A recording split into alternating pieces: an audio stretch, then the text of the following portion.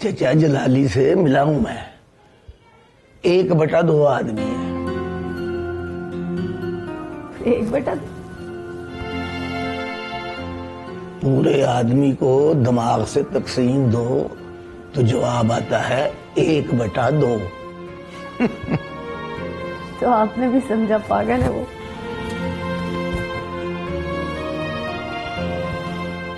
समझना पड़ा पुत्री, उसे चाहिए दिमाग की हैसियत देखकर बात किया करे, वरना डिक्शनरी में 2 तरह के पागल होते हैं। एक वो जिसका दिमाग नहीं होता, दूसरा वो जिसका दिमाग हैसियत से ज्यादा काम करता है। लेकिन अच्छा है, जिला वतनी में एक दूसरे पागल का होना तो खुदा की नेमत है, खूब गुजरेगी।